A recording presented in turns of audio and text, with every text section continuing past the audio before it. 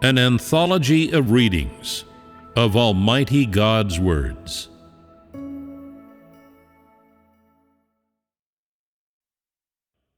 How the effects of the second step of the work of conquest are achieved.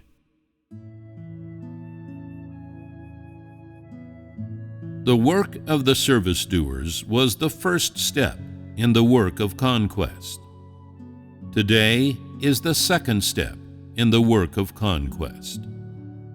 Why is there also mention of being made perfect in the work of conquest? It is to create a foundation for the future. Today is the final step of the work of conquest. The time of experiencing great tribulation, which will mark the official start of making mankind perfect, shall come next. The main issue now is conquest. But now is also the time of the first step in the process of perfection. What this first step entails is perfecting people's knowledge and obedience, which, as a matter of course, create a foundation for the work of conquest. If you are to be made perfect, then you must be able to stand firm amid the tribulation of the future and give your all to spread the next step of work. This is what it means to be made perfect, and such a time is also when people are entirely gained by God. Today, we are talking about being conquered, which is the same as talking about being made perfect. But the work that is done today is the foundation for being made perfect in the future. In order to be made perfect, people must experience adversity, and this experience of adversity must have its basis in being conquered. If people are without today's foundation, if they are not utterly conquered, then it will be hard for them to stand firm during the next step of work. Simply being conquered is not the ultimate aim. It is but one step of testimony for God in the face of Satan. Being made perfect is the ultimate aim, and if you are not made perfect, then you may as well be written off. Only when faced with adversity in the future will your true stature be seen, which is to say, only then will the level of purity of your love for God be evident. What people say today is this: we must obey God no matter what He does. So we are willing to be a foil who can demonstrate God's great power and God's disposition. Whether God is kind to us or curses us, or whether He judges us, we are still thankful to God. The fact that you say this shows only that you have some small amount of knowledge. But whether such knowledge can be applied in reality depends on whether this knowledge is real or not. That people have such insights and knowledge today is the effect of the work of conquest. Whether or not you can be made perfect can only be seen in the face of adversity. And at that time it will be seen whether you truly love God from your heart. If your love really is pure, then you will say, "We are foils. We are creatures in the hands of God." When you spread the gospel to the Gentile nations, you will say, "I am merely doing service. Using the corrupt dispositions within us, God has said all these things to show us His righteous disposition. If He had not said such things, we would not be able to see God, nor understand His wisdom, nor receive such great salvation and such great blessings." If you genuinely have this experiential knowledge, then that is sufficient. However, much of what you say today contains no knowledge and is all just a bunch of empty slogans. We are foils and service doers. We wish to be conquered and to bear resounding testimony for God. Simply shouting does not mean you have reality, nor does it prove you possess stature. You must have genuine knowledge, and your knowledge must be put to the test. You should read more of these utterances that God has expressed during this period of time, and look at your actions by comparison. It is absolutely a fact that you are well and truly a foil. What is the extent of your knowledge today? Your ideas, your thoughts, your behavior, your words and deeds. Do all of these expressions not amount to a foil to God's righteousness and holiness? Are your expressions not manifestations of the corrupt disposition revealed by God's words? Your thoughts and ideas, your motivations, and the corruption that is revealed in you show the righteous disposition of God, as well as His holiness. God, too, was born in the land of filth, yet He remains unsullied by filth. He lives in the same filthy world as you, but He is possessed of reason and perception, and He despises the filth. You may not even be able to detect anything filthy in your words and deeds, but He can, and He points them out to you. Those old things of yours, your lack of cultivation, insight, and sense, and your backward ways of living, have now been brought into the light by today's revelations. Only by God coming to earth to work, thus do people behold His holiness and righteous disposition. He judges and chastises you, causing you to gain understanding. Sometimes your demonic nature is manifested, and He points it out to you. He knows man's essence like the back of His hand. He lives among you. He eats the same food as you, and He lives in the same environment. But even so, He knows more. He can expose you and see through the corrupt essence of humanity. There is nothing He despises more than man's philosophies for living and crookedness and deceitfulness. He particularly abhors people's fleshly interactions. He may not be familiar with man's philosophies for living, but he can clearly see and expose the corrupt dispositions that people reveal.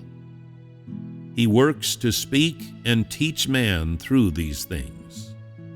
He uses these things to judge people and to make manifest His own righteous and holy disposition. Thus do people become foils to His work. Only God incarnate can make plain the corrupt dispositions of man and all the ugly faces of Satan.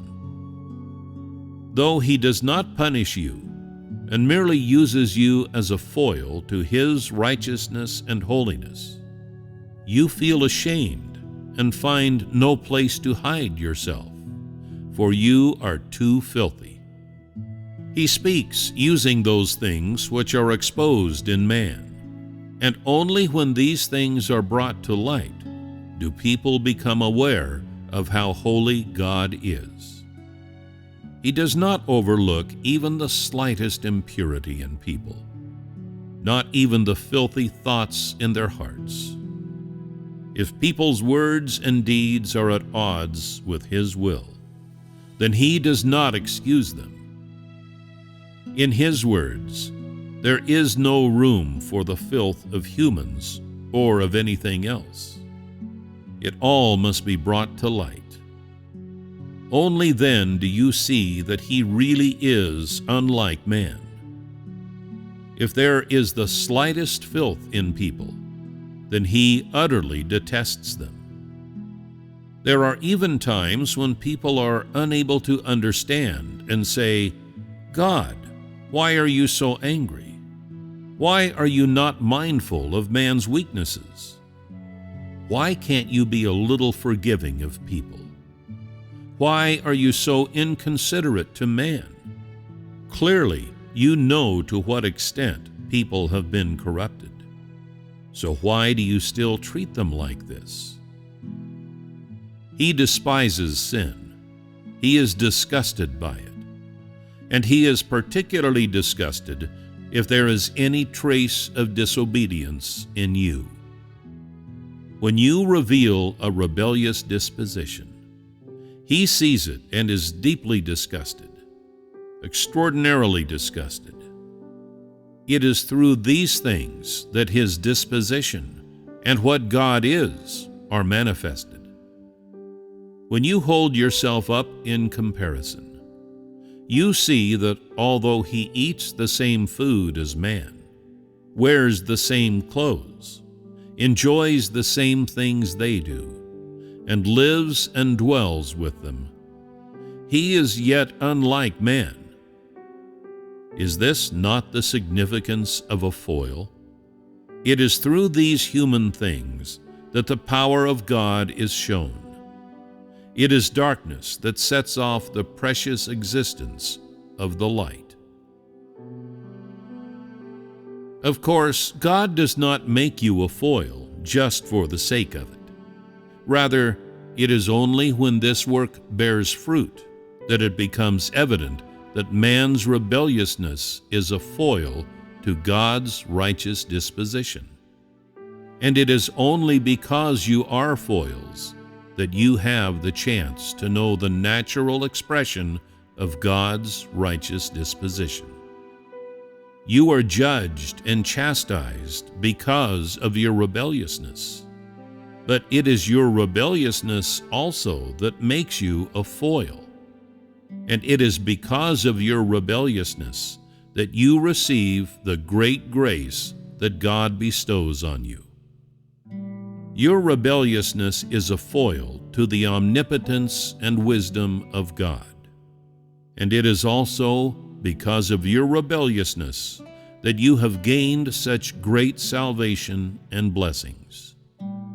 Though you have been repeatedly judged by me, you have received tremendous salvation never before received by man. This work is of the utmost significance for you.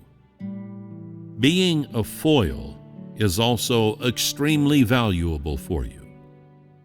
You are saved and have obtained the grace of salvation because you are a foil. So is such a foil not of the utmost value? Is it not of the utmost significance? It is because you live in the same realm, the same filthy land as God, that you are a foil and receive the greatest salvation. If God had not become flesh, who would have been merciful toward you?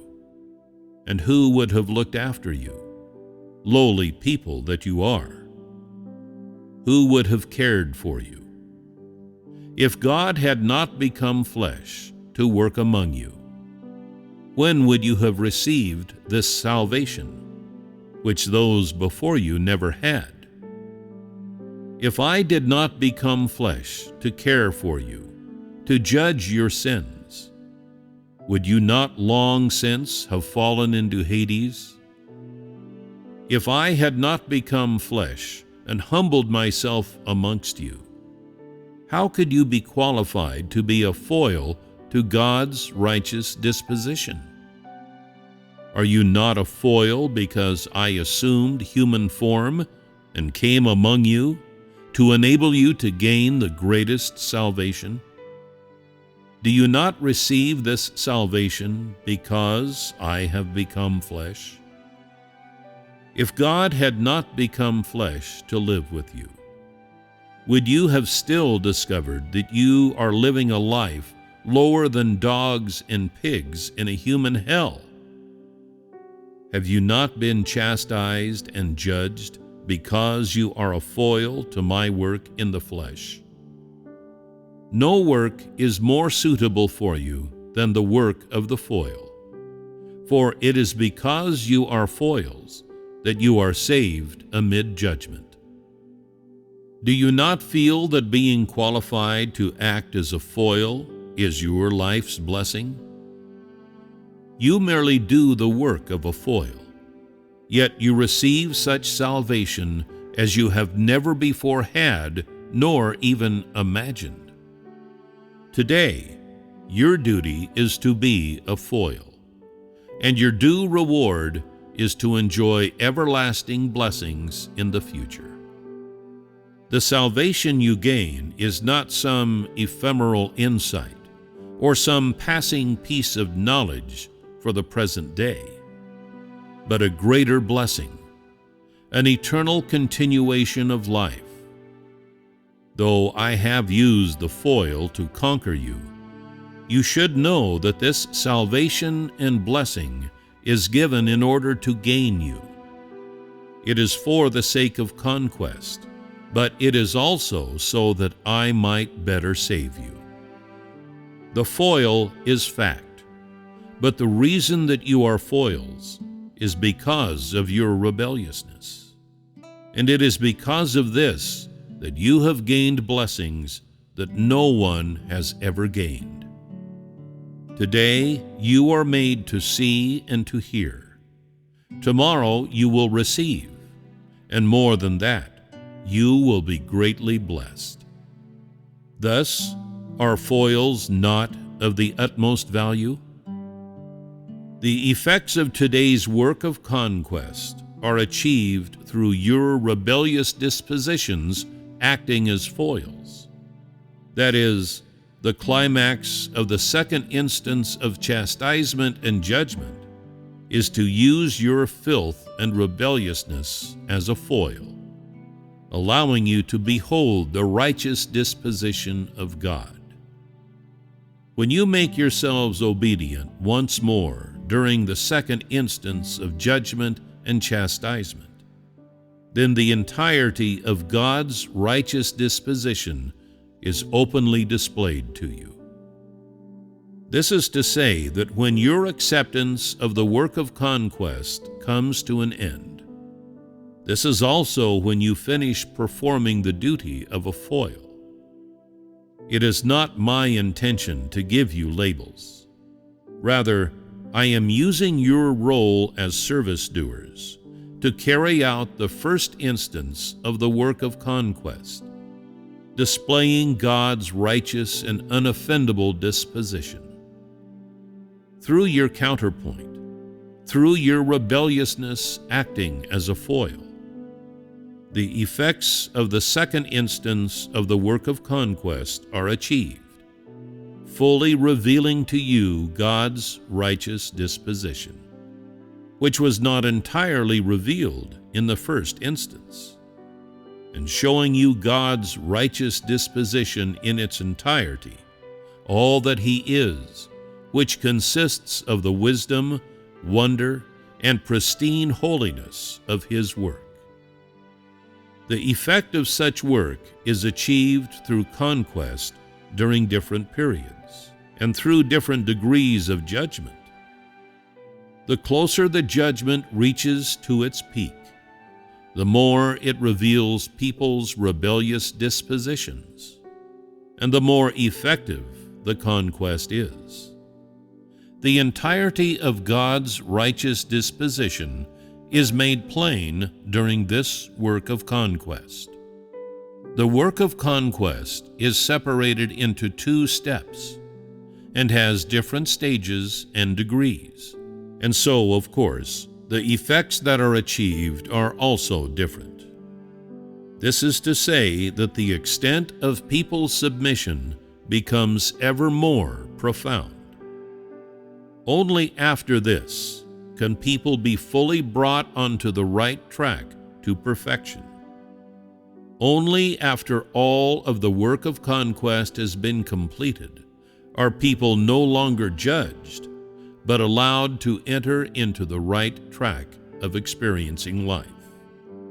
For judgment is a representation of conquest, and conquest takes the form of judgment and chastisement. God became flesh in the most backward and filthy place of all, and it is only in this way that God is able to clearly show the entirety of His holy and righteous disposition. And through what is His righteous disposition shown? It is shown when He judges man's sins, when He judges Satan, when He abhors sin, and when He despises the enemies that oppose and rebel against Him. The words I speak today are to judge man's sins, to judge man's unrighteousness, to curse man's disobedience, man's crookedness and deceitfulness, man's words and deeds, all that is at odds with God's will must be subjected to judgment, and man's disobedience denounced as sin. His words revolve around the principles of judgment. He uses judgment of man's unrighteousness, the curse of man's rebelliousness, and exposure of man's ugly faces to make manifest His own righteous disposition. Holiness is a representation of His righteous disposition, and in fact, God's holiness actually is His righteous disposition. Your corrupt dispositions are the context of today's words. I use them to speak and to judge, and to carry out the work of conquest. This alone is the real work, and this alone fully makes God's holiness shine. If there is no trace of a corrupt disposition in you, then God will not judge you, nor will He show you His righteous disposition. Since you have a corrupt disposition, God will not let you off, and it is through this that His holiness is shown. If God were to see that man's filthiness and rebelliousness were too great, but He did not speak or judge you, nor chastise you for your unrighteousness, then this would prove that He is not God, for He would have no hatred of sin. He would be just as filthy as man. Today, it is because of your filth that I judge you, and it is because of your corruption and rebelliousness that I chastise you. I am not flaunting my power to you or deliberately oppressing you. I do these things because you, who have been born in this land of filth, have been so severely contaminated by filth. You have simply lost your integrity and humanity, and you have become like pigs born in the dirtiest corners of the world. And so it is because of this that you are judged, and that I unleash my wrath upon you. It is precisely because of this judgment that you have been able to see that God is the righteous God, and that God is the holy God. It is precisely because of His holiness and His righteousness that He judges you and unleashes His wrath upon you. Because He can reveal His righteous disposition when He sees the rebelliousness of man, and because He can reveal His holiness when He sees the filth of man, this is enough to show that He is God Himself, who is holy and pristine, and yet lives in the land of filth. If a person wallows in the mire with others, and there is nothing holy about him, and he has no righteous disposition, then he is not qualified to judge man's iniquity, nor is he fit to carry out the judgment of man. If a person were to judge another, would it not be as if they were slapping themselves in the face? How could people who are equally filthy as one another be qualified to judge those who are alike to them? Only the holy God himself is able to judge the whole of filthy mankind. How could man judge man's sins? How could man see the sins of man? And how could man be qualified to condemn these sins? If God were not qualified to judge the sins of man, then how could he be the righteous God himself? When people's corrupt dispositions are revealed, God speaks in order to judge people, and only then do people see that he is holy. As he judges and chastises man for his sins, all the while exposing the sins of man, no person or thing can escape this judgment. All that is filthy is judged by him, and it is only thus that his disposition can be said to be righteous. If it were otherwise, how could it be said that you are foils in both name and fact? There is a great difference between the work done in Israel and the work of today. Jehovah guided the Israelites' lives, and there was not so much chastisement and judgment, because at the time, people understood too little of the world and had few corrupt dispositions. Back then, the Israelites obeyed Jehovah implicitly. When he told them to build altars, they quickly built altars. When he told them to wear the robes of priests, they obeyed. In those days, Jehovah was like a shepherd tending a flock of sheep, with the sheep following the shepherd's guidance and eating grass in the pasture. Jehovah guided their lives, leading them in how they ate, dressed, dwelled, and traveled. That was not the time of making plain God's disposition, for the mankind of that time was newborn. There were few who were rebellious and antagonistic. There was not much filth among mankind, and so people could not act as a foil to God's disposition. It is through people who come from the land of filth that God's holiness is shown. Today, he uses the filth displayed in these people of the land of filth, and he judges, and thus is what he is revealed amidst judgment. Why does he judge? He is able to speak the words of judgment because he despises sin. How could he be so angry if he did not abhor the rebelliousness of mankind? If there were no disgust within him, no revulsion, if he paid no heed to people's rebelliousness, then that would prove him as filthy as man. That he can judge and chastise man is because he abhors filth, and what he abhors is absent in him. If there were also opposition and rebelliousness in him, he would not despise those who are antagonistic and rebellious. If the work of the last days were being carried out in Israel, there would be no meaning in it. Why is the work of the last days being done in China, the darkest and most backward place of all? It is in order to display his holiness and righteousness. In short, the darker the place, the more clearly the holiness of God can be shown. In fact, all of this is for the sake of God's work.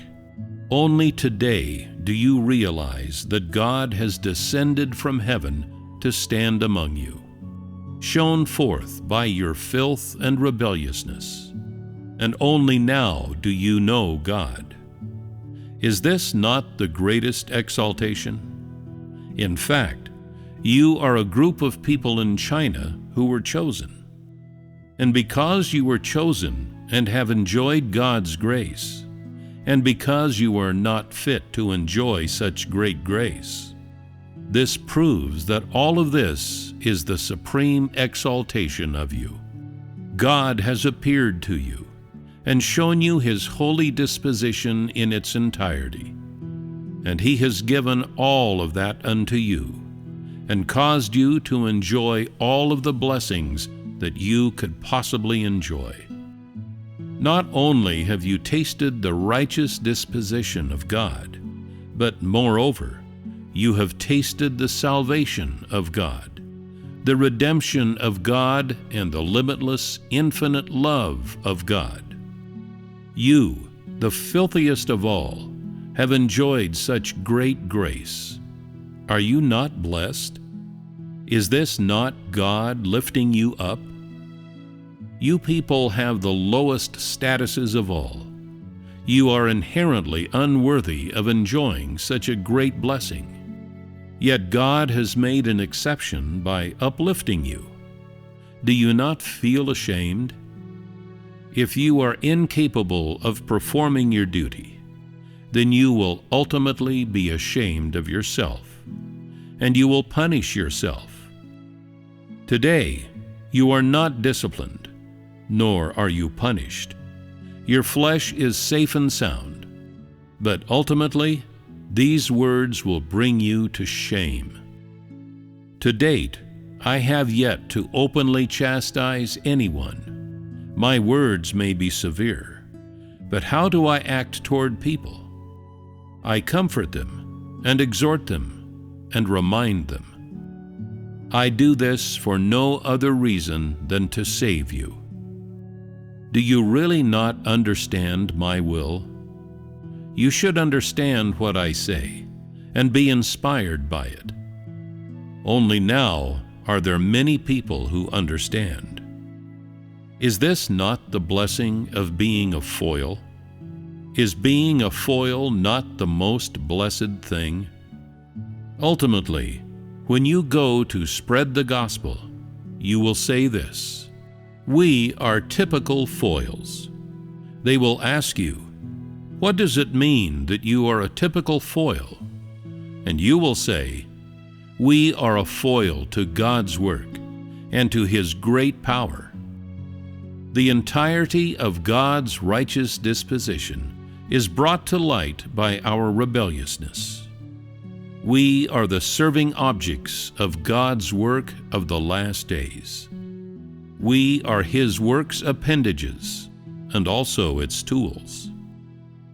When they hear that, they will be intrigued.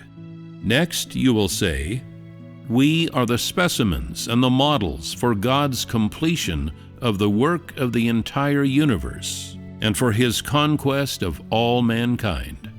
Whether we are holy or filthy, in some we are still more blessed than you, for we have seen God, and through the chance of His conquering of us, God's great power is shown. It is only because we are filthy and corrupt that His righteous disposition has been set off. Are you capable of testifying thus to God's work of the last days? You are not qualified. This is nothing but God's exaltation of us. Though we may not be arrogant, we can proudly praise God. For no one can inherit such a great promise, and no one can enjoy such a great blessing. We feel so grateful that we, who are so filthy, can work as foils during God's management. And when they ask, what are specimens and models? You say, we are the most rebellious and filthiest of humankind. We have been most profoundly corrupted by Satan. and we are the most backward and lowly of the flesh. We are classic examples of those who have been used by Satan. Today, we have been chosen by God as the first among mankind to be conquered, and we have beheld the righteous disposition of God and inherited His promise. We are being used to conquer more people. Thus, we are the specimens and models of those who are conquered among mankind. There is no better testimony than these words, and this is your best experience.